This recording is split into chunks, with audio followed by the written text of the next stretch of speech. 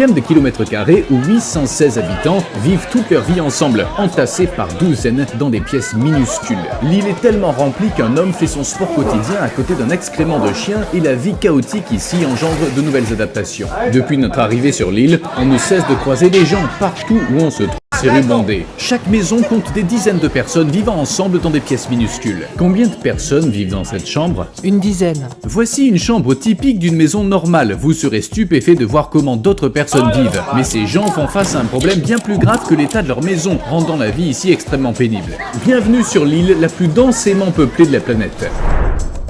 Située à 2 heures de bateau de la Colombie continentale, l'île est à peine plus grande qu'un terrain de football et a une densité de 68 000 habitants au kilomètre carré. Même à Hong Kong, l'une des villes les plus densément peuplées au monde, ce taux est de 6 749. Il n'y a que 4 rues ici et les lieux sont entièrement bétonnés. Il n'y a pas de voitures ni de motos. La densité est perceptible dès que l'on met le pied sur l'île. Le bruit des gens, des coques, des vagues et de la musique se mélangent. Les maisons ici racontent l'histoire de l'île. Entrons dans l'une d'elles. On peut voir à l'intérieur de votre maison? Oui, bien sûr, regardez, je n'ai rien. Il fait un peu sombre à l'intérieur. Nous n'avons pas d'électricité ici. Vous voyez qu'ils ont du linge à laver dans le couloir. Ils le laissent sécher. Le propriétaire dit que 10 personnes partagent ces 3 lits. C'est ma chambre.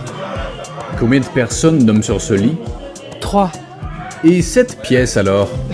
Elle ne nous permet pas d'entrer dans cette pièce car c'est trop le bazar. Les enfants dormaient ici avant. Comme il fait chaud, on sort les matelas dans le salon parce qu'il n'y a pas d'électricité.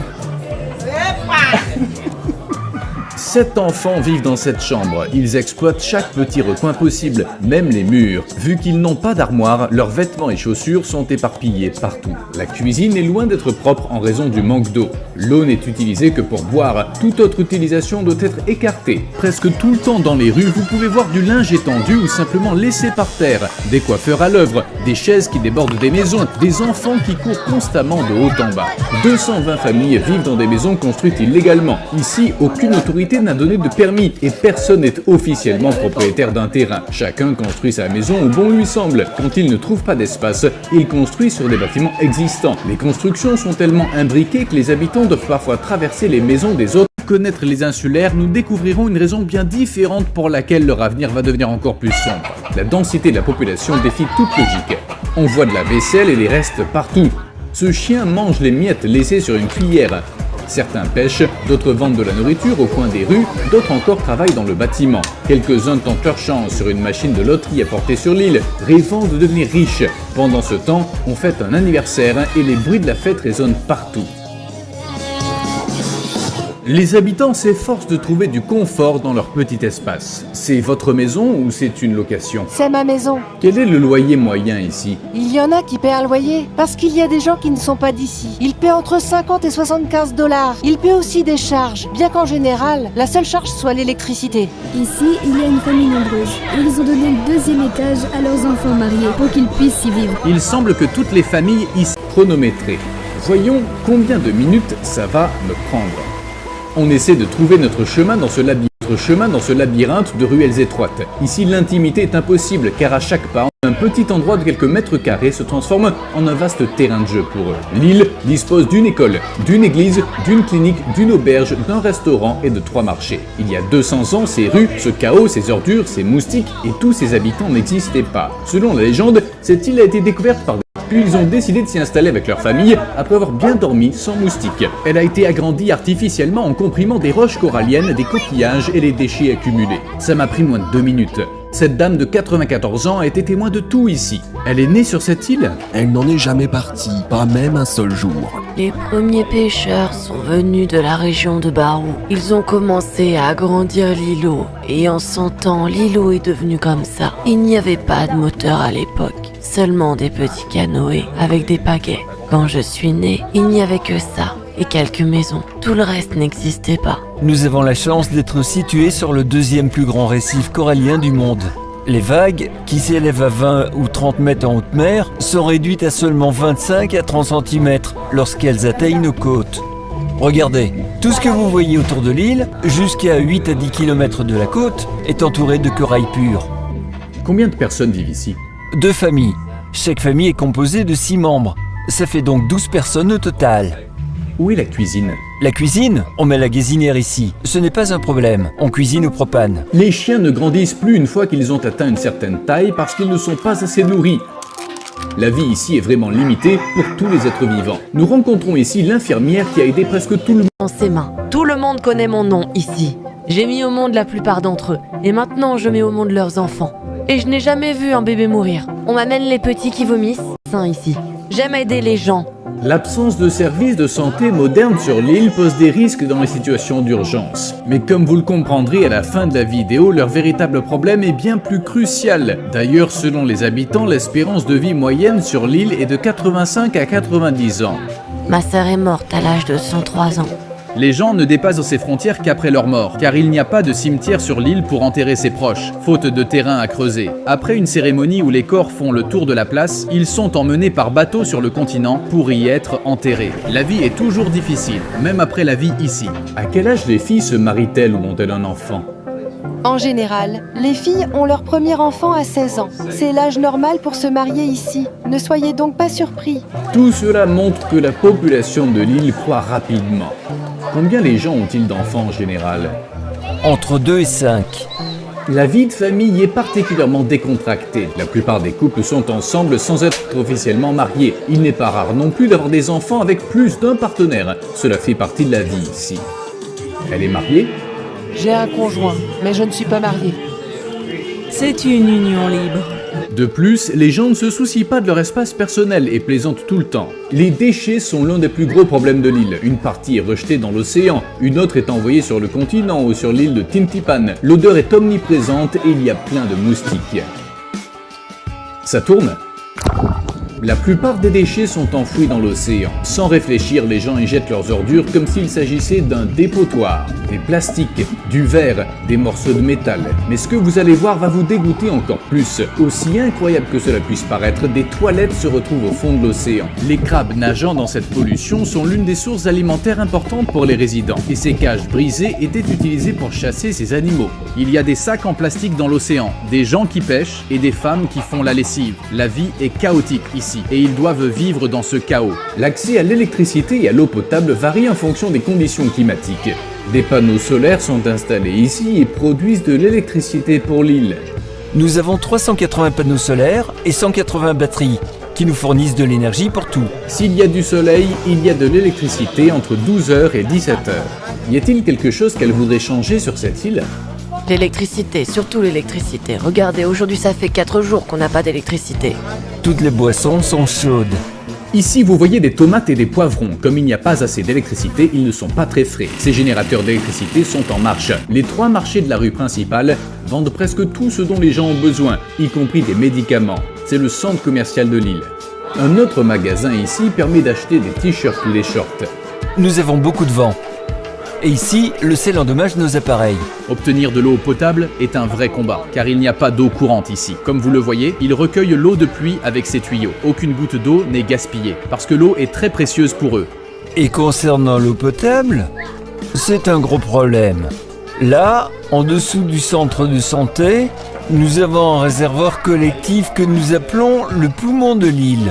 Quand il pleut, on est tellement heureux qu'on fait la fête. Ici, la sécheresse nous terrorise. Il faut attendre 7 à 8 mois pour qu'il pleuve. Nous stockons alors cette eau très précieuse. Puis nous la distribuons à toutes les familles. En ce moment, nous avons de l'eau. Tous les réservoirs sont pleins parce qu'il a plu. De plus, l'île n'a pas d'égout. Même si la pluie est une bonne nouvelle pour l'approvisionnement en eau, les précipitations plongent l'île au bord du chaos. Les zones élargies n'étant pas solides, les ouragans ou les fortes pluies rendent les maisons et les rues impraticables. Qu'est-ce qu'ils n'aiment pas sur cette île? Le seul point négatif, c'est la saison des pluies. Quand il pleut, la marée monte. Toutes ces rues sont inondées par l'eau de mer.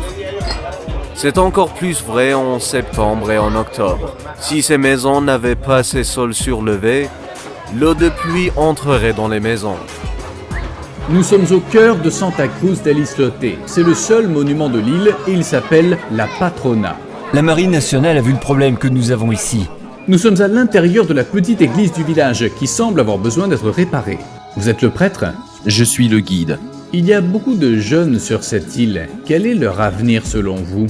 Après le lycée, ils ne poursuivent pas leurs études parce que leurs parents n'ont pas les moyens de les envoyer sur le continent. Sur cette île, il y a 240 élèves pour 12 enseignants. Bienvenue dans la seule école de l'île. Cette salle de classe est destinée aux élèves de CP. Comme il n'y a pas d'école dans les îles voisines, les élèves de ces îles viennent aussi ici et le ramassage scolaire se fait bien sûr par bateau. Ici, tous les garçons adorent jouer au football et les filles aussi. Qu'est-ce que tu veux faire quand tu seras grand? Joueur de foot. Où veulent-ils jouer?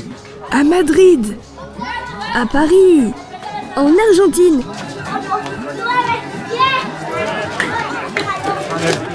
Ces habitants gagnent leur vie grâce au tourisme. Les touristes payent 2,5 $ pour entrer sur l'île, qualifiée de parc national. Avec l'arrivée de centaines de touristes chaque jour, c'est un véritable chaos qui s'installe dans les rues. Pour nous, les touristes sont une bénédiction. Ils sont une source d'emploi, directe ou indirecte. Moi, par exemple, je suis barman. Quel est le salaire ou le bénéfice moyen d'une personne ici? Moi, par exemple, je suis barman. Cela dépend beaucoup de la saison. Il y a un gars qui fait de la plongée. S'il a de la chance, il peut gagner 30 $ par jour. Si les touristes sont peu nombreux, il va peut-être gagner 15 $. Un barman, selon la saison touristique, après avoir payé les frais et les employés, il peut gagner 500 $ par jour. C'est une bonne somme d'argent. Un aquarium a été construit pour les touristes où les habitants élèvent des poissons, des tortues de mer et même des requins dans un espace très restreint. Célèbre pour permettre aux touristes de nager avec ces animaux, cet endroit contribue largement à l'économie locale. La pêche est aussi très importante, mais les habitants ne valorisent pas ce que l'environnement leur apporte.